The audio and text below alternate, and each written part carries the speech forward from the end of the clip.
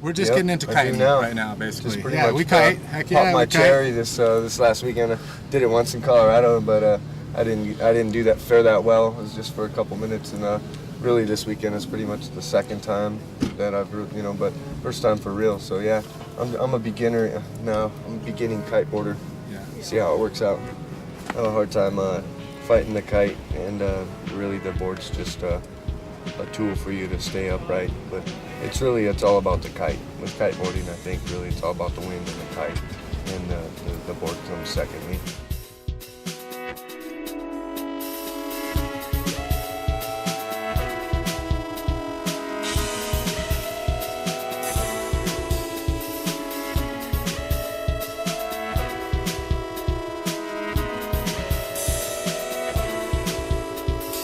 Welcome to the Landboard Video Guide. This film is your only guide needed to refer back to for those key points when learning and improving your ability at landboarding. Please note, this is a guide, not an instructional. We still recommend an instructional lesson before or after watching this guide to ensure your safety and that of others around you. We're going to go into every little detail that is crucial to the speedy success and improvement of your kiting. Little bits you might have missed during your lesson, parts you can't remember, and bits you may have left out are all discussed in detail at a level you can understand. Firstly, we'll look at conditions and the type of places you fly at. Then onto padding and safety, followed by different types of kites. These introduction sections get you familiar with the equipment and the sport's nature. After those points have been covered, we can then move on to larger kites and stepping onto your mountain board. In no time, you'll be riding with confidence. Have fun!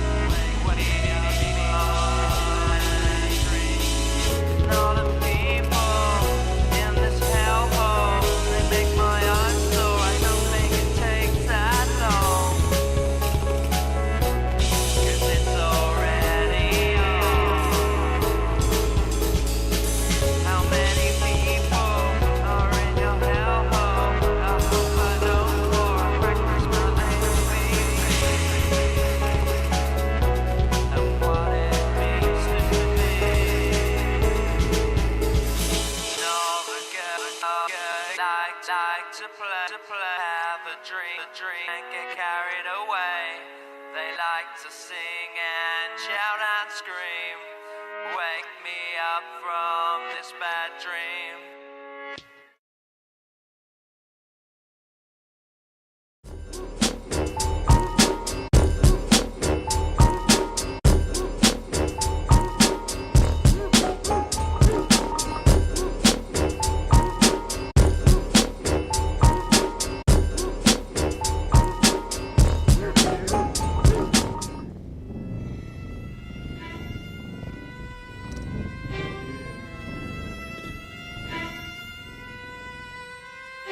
The area in which a kite flies is called the wind window. You can't physically see it, but it is always present and represents where the power of the wind lies. Start by standing with the wind to your back. Straight in front of you is called the downwind point. This is where maximum power is, so it's directly in the path of the wind. Your kite will fly up to 90 degrees above your head and 90 degrees either side of you. This is the area of the window. So the area in front is called the downwind point, and it's where the maximum power is. As you move to the edges of the window, the power decreases. This is due to the fact that it's moving away from the point that is directly in the wind's path. To either side or right above your head is where the minimum power is found. It's a perfect area to keep your kite when you don't want any power. This window changes as conditions vary, so always take a few minutes to work out what direction you should be flying.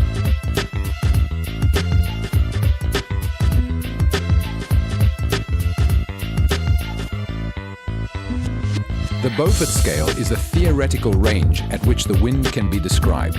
It spans from 0 to 10 points, which are known as forces. Force 0 being the calmest end of the scale, and force 10 being the most severe. It is commonly used in most sports which involve the weather, for example sailing and windsurfing and other kite sports. To judge where the wind stands within the Beaufort scale is an easy task, and you do not require any high-tech instruments or tools. Each force has a description of what divides a force from another, and you can measure it simply by looking at certain features on the land or sea.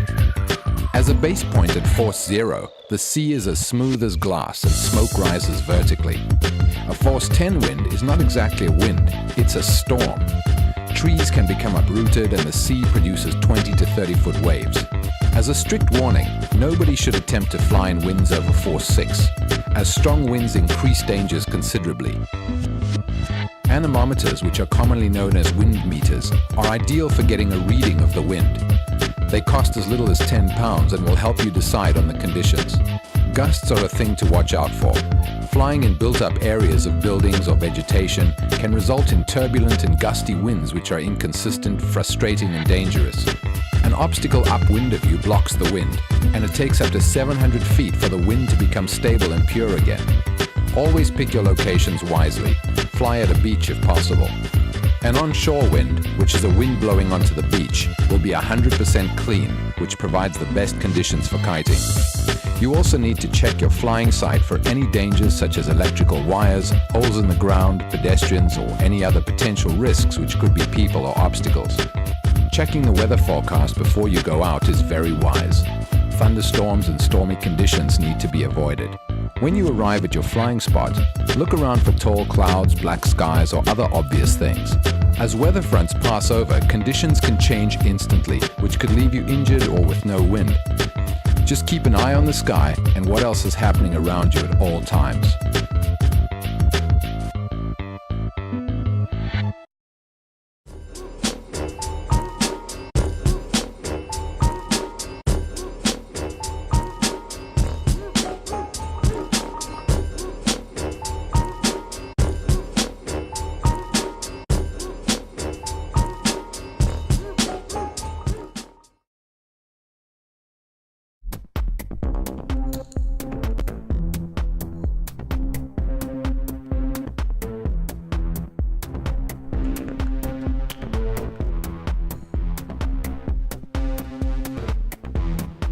It's necessary to take precautions while kiteboarding to ensure your safety.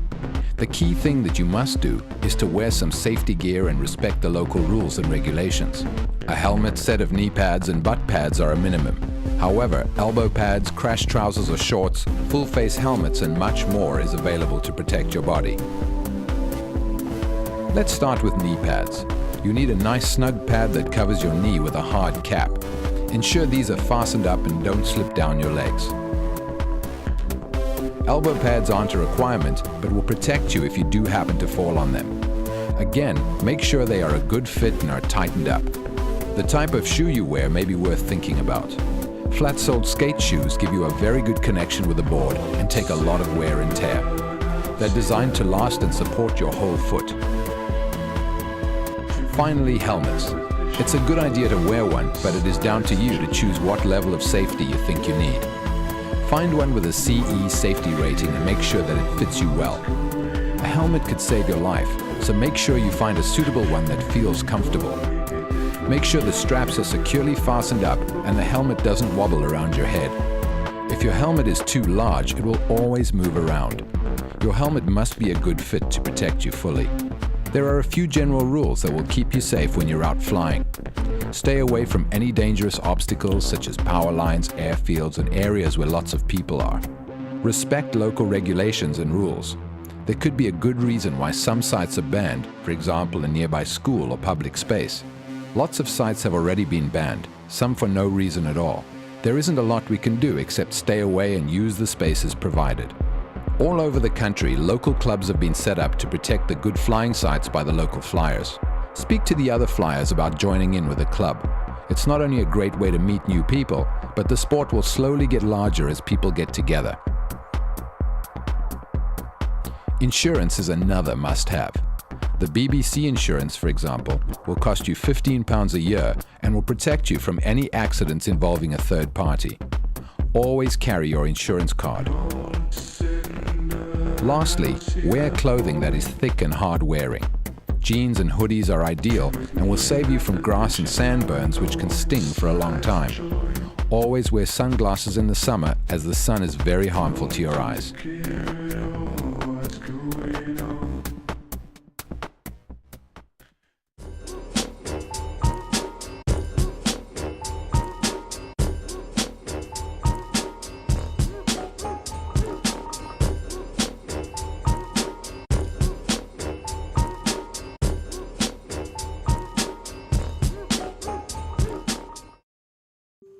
There are lots of different kites to choose from when you look into buying your first kite. There are loads of beginner kites that have low power and are quite cheap, and then you can get the huge power kites that have extreme power but can cost a lot of money. Kite surf kites have an inflatable structure. It's best to stay clear of these kites as repair bills can be huge and they're not really that practical to learn with. We're going to learn on foil kites, which can be constant power or D-power. A constant kite always stays powered on fixed lines direct to your control system, either handles or a bar. A D-power kite uses a special bar that moves up and down, which increases or decreases the amount of power in the kite. People usually start on small fixed power kites and move on to D-power kites later on.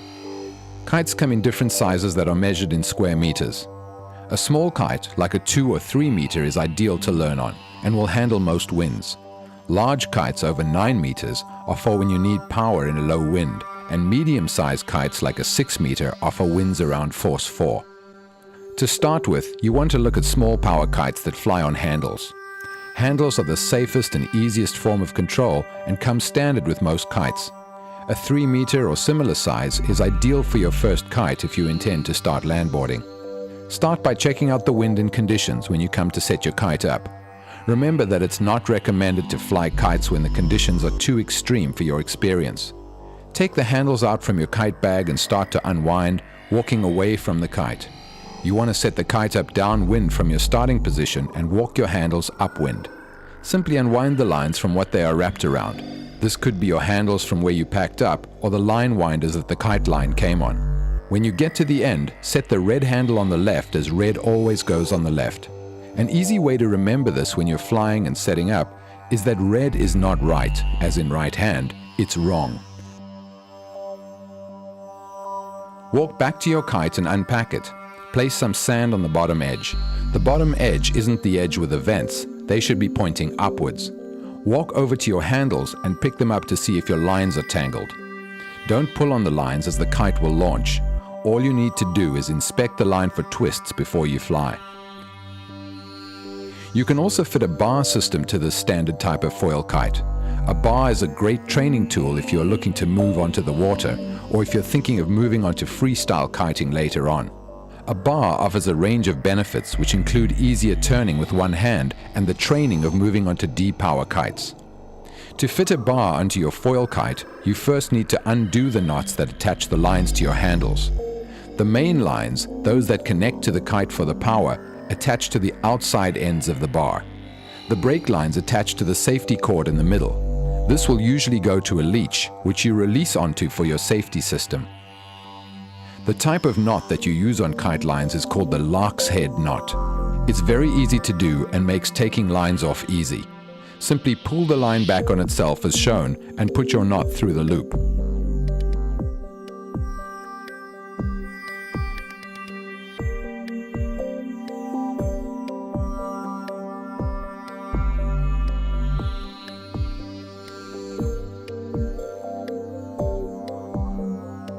There is a range of different ways which you can pack your kite up. The best way is to find the one that works for you. The method we will learn is called line wrapping. It's the most efficient way for a fast pack and tangle-free unpacks later on. Firstly, you want to start with your kite parked on the ground and the brakes on. If you are on handles, wrap the lines around the two handles tightly. Leave your safety system dangling down, as this can be used to tie up later on.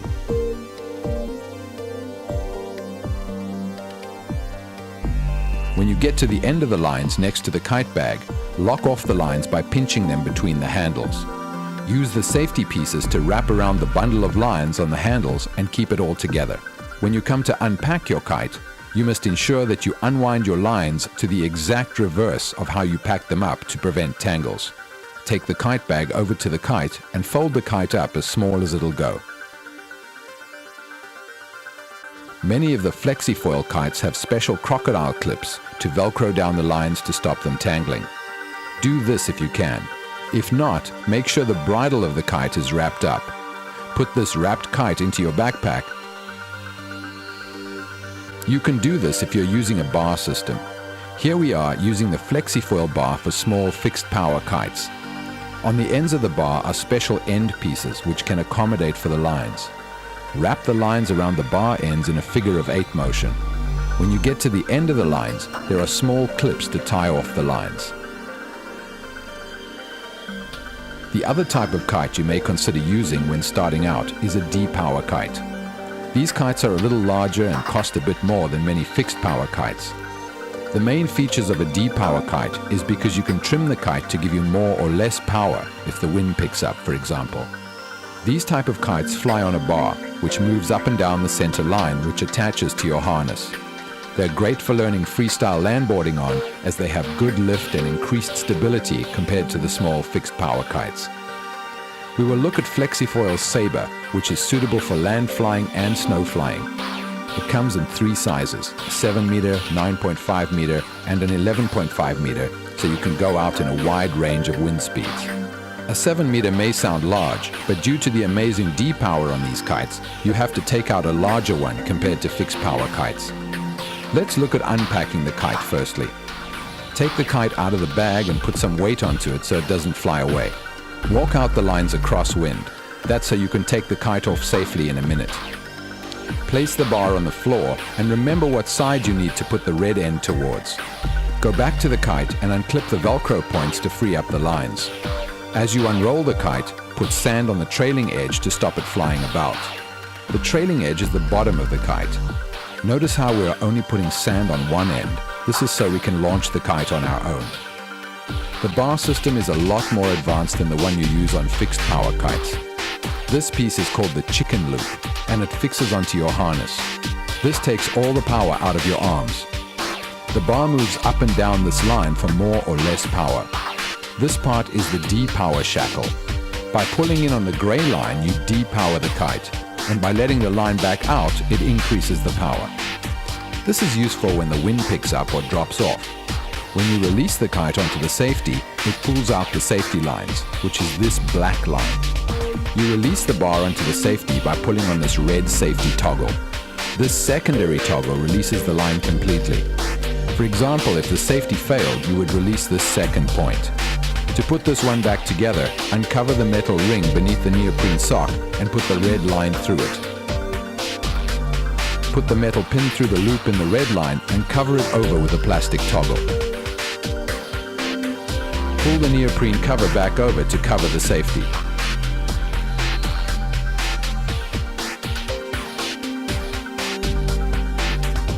The main release is a little more complicated, and you should practice by putting it back together every now and then. Start by pulling the gray tag through the red loop.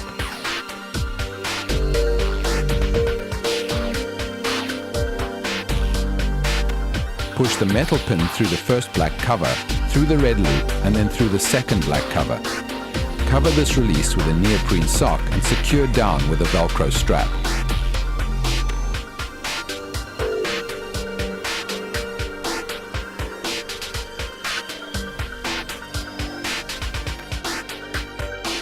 To pack the kite up, ensure the safety line is pulled and something secure is holding it down.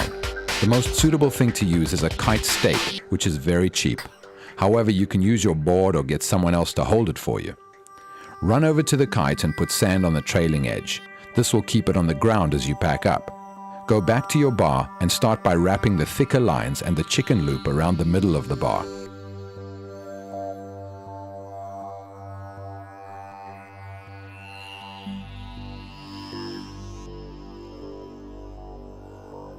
Then follow by wrapping the lines around the bar ends in a figure-of-8 motion.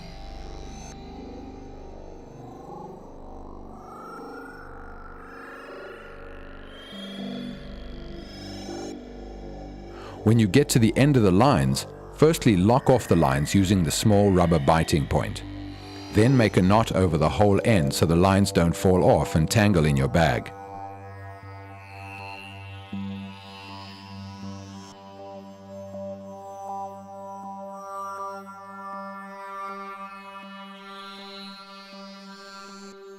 Roll the kite in from the ends as it lies on its back.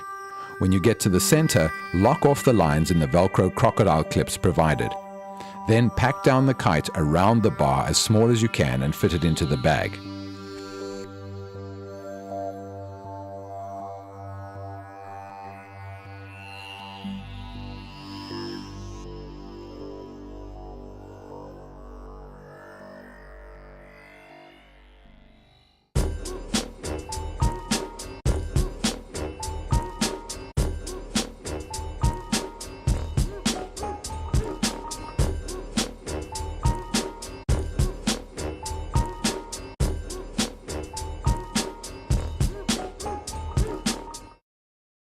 Flying kites is easy and super fun, and you don't even have to use a board to get jumps or power from your kite. So to recap, the area in which your kite flies is called the wind window. Depending on how windy it is, the power zones vary. On a light wind day, you can be a lot more aggressive in turning your kite and sending it across the center of the window. Whereas on windy days, you would want to keep your kite high and moving slower to create less power. The areas where you can leave your kite out of power is right at the top of the window, called the zenith, and on either side. To launch your kite, grab the control system and release the brakes. On handles, you point the brake end towards the kite. This slackens off the brakes.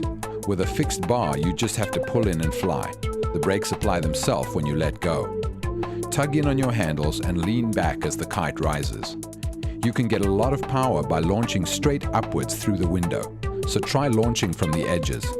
With a depower kite, you slowly tweak the end of the bar that connects to the kite that isn't weighed down with sand. This will slowly pick up the end of the kite and it will fill with wind. As the kite takes shape, it will push off the sand and the kite will slowly rise. As you get used to this method of launching, you can learn to do it quicker and get the kite in the sky faster. Continue to fly the kite up so it sits above your head. Turning the kite from side to side is easy. If you pull on the left-hand side of the control system, the kite will turn left. Pull on the right, and the kite will travel to the right. The harder you pull on your controls, the faster the kite will respond.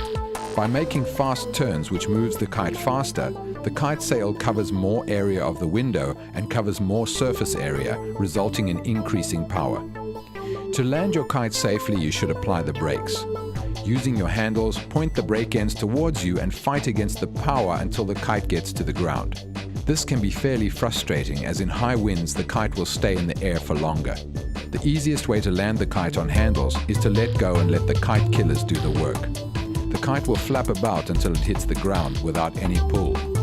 Another way to fly the kite is down the outside edge of the window and get a friend to grab the kite for you. As soon as they get their hands on the kite, you should move fast towards them to take the power out of the kite. This also works for kites on a bar, including depower kites. For your kite on a fixed bar, you can just let go, just like the handles on the kite killers. Depower kites have a slightly different way of landing them. The most effective method is to release the kite onto the safety and let it float down. Or you can pull on the landing leash, but this usually takes more force in higher winds. Another skill you should practice is relaunching your kites. Basically, you want to fly the kite in reverse, so apply the brakes and the kite will flip around. This is very helpful as it saves you going up to your kite and turning it over. We've now seen various kites flying on bars and handles. There are a lot of advantages and disadvantages of flying your kite on a bar or handle. Firstly, you should look at what you intend to do, whether that is fly statically or get onto a board. By using handles, you have accurate turning, but you do have that chance of accidentally oversteering the kite on turns. With a bar, you have easier control when learning grabs, and you get a direct connection feeling with the kite. Harnesses are another piece of equipment that you will have to bear in mind. They provide the opportunity to take all the power out of your arms, so you can use your body weight to balance yourself out against the kite. All depower kites require you to wear a harness. However, you can use one with handles and fixed bars also. Use the strop on the bar or tie a piece of rope between your handles for a makeshift strop. There are loads of harnesses to choose from, so make sure you try one on to make sure that it fits nicely. There are lots of features that come on different harnesses, including knives and rings to attach leashes onto. When starting out flying kites, be careful as to how much you turn the kite. By flying the kite faster, you may get caught out and pulled around. The wind can be unpredictable sometimes, but by flying your gear you get used to it and you start to understand how your kite flies in different winds.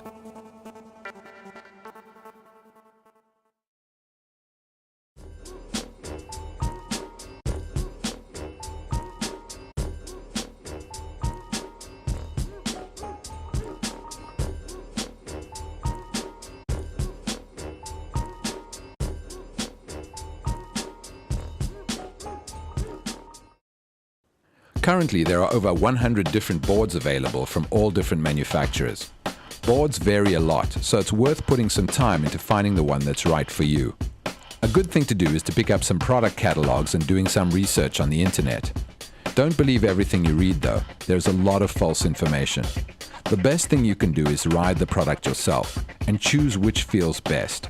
Write down your budget for your first board. Do not exceed this as it's easy to overspend. When starting out, you don't need the top-of-the-range board. However, if you are intent on learning tricks, then it may be a good idea to purchase a more advanced board than the typical beginner's one. When looking for a board, the first thing to look at is the stiffness of the deck. A suitable board for your weight will offer flex, not softness. If the board sags, then it's too soft. If you bounce up and down on your board, it should spring you up. This flex is called pop.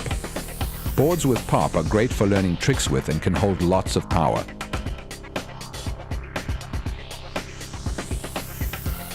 Soft boards will absorb all the power and take everything out of your ride.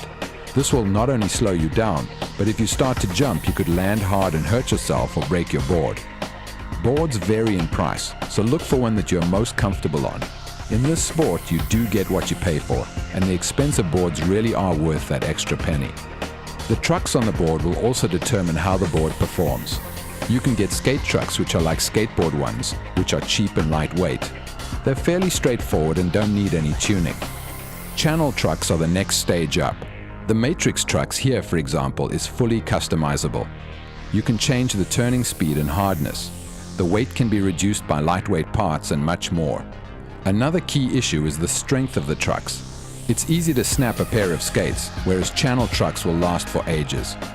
The bindings that are on your board don't affect your learning too much, but you will feel more comfortable and last longer if you choose the right ones. Velcro straps are the cheap option. These are great for keeping the price and the complexity of the board down. Ratchet bindings look like the ones you would see on a snowboard and have clips that hold the strap in place. These bindings are great to keep your foot securely in place. MBS F3 bindings give you the option to change the angle of the binding to accommodate for larger or smaller feet and give you the choice to customize your setup. One thing that is essential to a problem-free ride is the knowledge of changing a wheel. By taking the simple approach towards it, it shouldn't be any more than a few minutes. Start by unscrewing the axle nut from the truck and remove wheel. The bearings are now free to change should they be rusted. A great upgrade which is now available is stainless bearings. They're perfect for boards that are used on the beach and last for ages. Use an Allen key to remove all the hub bolts and nuts. Put them in a pot so you don't misplace them, as you'll need them again later on. Once all these are taken off, take apart the hub sides, then remove the inner tube from the tire. The best thing to do is replace the inner tube completely, as one day you will have to anyway. Alternatively, you can repair the tube like you would do with a bike tire. You should check the tire for things like thorns or nails, which may have caused the puncture. Put the tire back together by putting the tube inside the tire. Align the hub sides with the wheel valve and then bolt the hub bolts back on.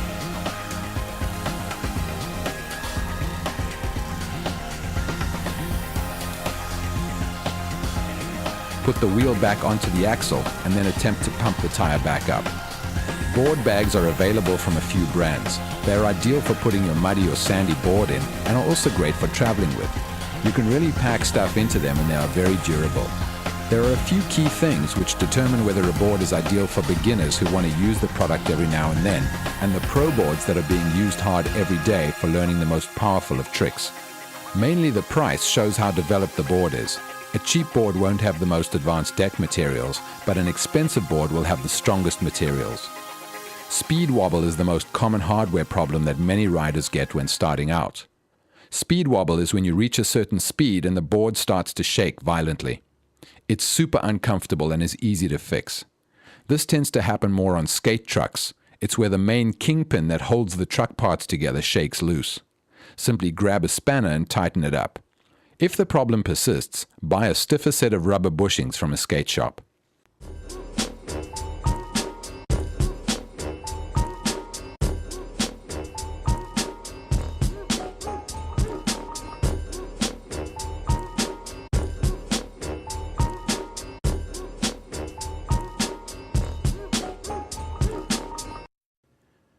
As you progress with your gear, you will start to understand how the wind works and other things that all come into play when you're kiting. Now you have had an insight into flying kites, padding, and board setup, you should be fairly confident with flying your kite. Now, as we look onto progressing onto your board with your kite, you should feel confident flying and not having to look directly at your kite all the time. By being able to feel where the kite is, you can concentrate on looking where you're going and what's around you. This isn't something that someone can teach. Instead, practice lots, and soon you will find that you won't have to look at your kite while flying. It's easy to learn to landboard, whether that's using a fixed or a D-power kite. The actions are all the same, so you can mix up different kites with learning, which would depend on your budget and experience. Start by pointing the board downwind. This is so that when you start to add power, you don't get pulled over the front and onto your knees. Start by putting one foot in and make sure you are balanced. Get your second foot in and regain your balance. At first it will feel strange as you have a board that can move and pivot on the trucks and a kite that's trying to pull you forwards. When you are ready, dip your kite slowly to about 45 degrees towards the front end of the board pointing downwind. Depending on the wind speed, you will start to accelerate and move downwind. To slow down at this point, move the kite slowly back over your head.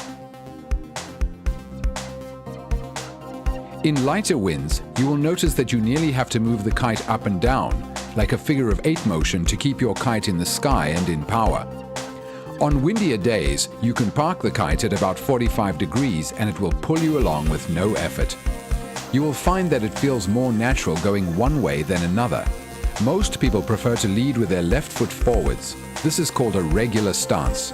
However, some people prefer leading with their right foot, which is called a goofy stance. So to stop, start by moving the kite back above your head to the zenith.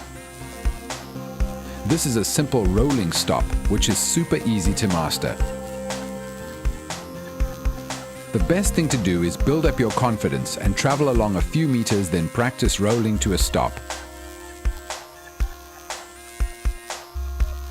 When you have got to grips with that, then you can start to think about stopping with more force and in tighter conditions. The power slide is a great way of stopping and turning, which shows style and feels great to do. You need a little bit of speed to be able to do the power slide. So as you are traveling, start to move your kite back to the zenith. At the same time, extend your leg and push hard towards the direction of travel. You want to get the board to turn 90 degrees and skid across the surface of the land. Lean back to absorb some of the power, but remember to lean back up as the power starts to wear off.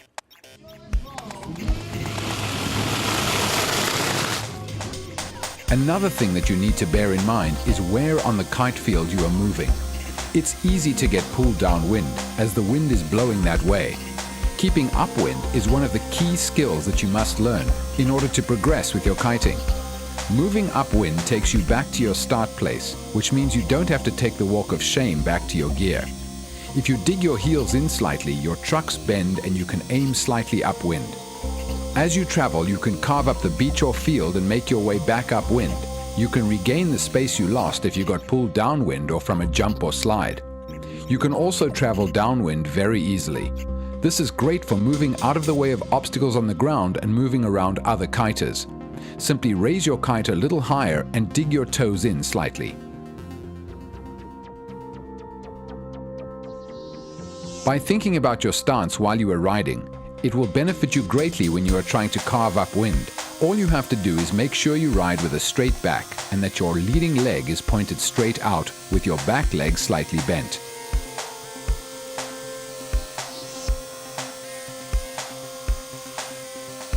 By facing the way you are traveling, your position will help you stay on course. Remember, where your head points, your body tends to follow. By riding like this, it will be easier to ride in stronger wind, ride out gusts, and tackle tough terrain.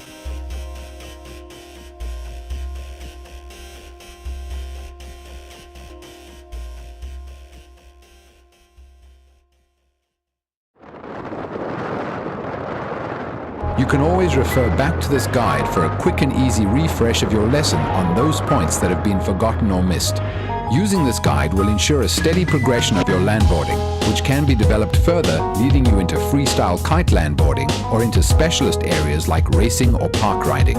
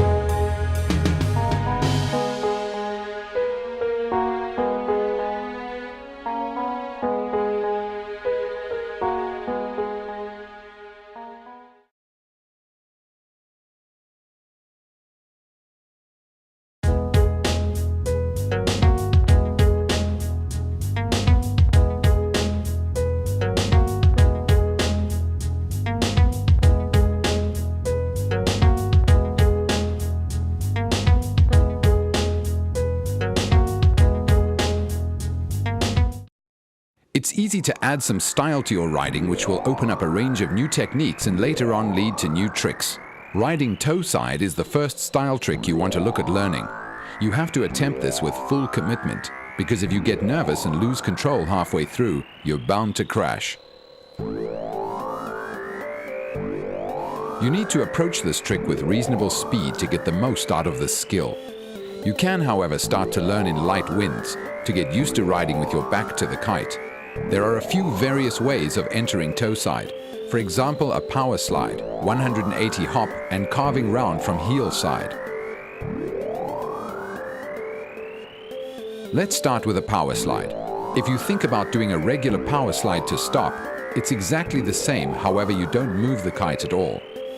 So put pressure on your back leg and straighten it out. As you spin round, you need to shift your balance from leaning out backwards to leaning out forwards. This is where it may be easier to learn in light winds and slowly build up your confidence. A 180 hop is easy but can be easily crashed. You need to get as much pop as you can from your board and spin your legs around 180 degrees. To carve round from heel side, you need to send your kite up to 12 o'clock with reasonable speed. Start by adding pressure to your toes and you will start to carve round into Toeside. Send the kite down to get more power and ride away. You can also do this by looping your kite downwards towards the sand for more power and style. A top tip is to put your hand out for balance on any of the Toeside methods. Riding powered Toeside with a handout also looks neat and feels great.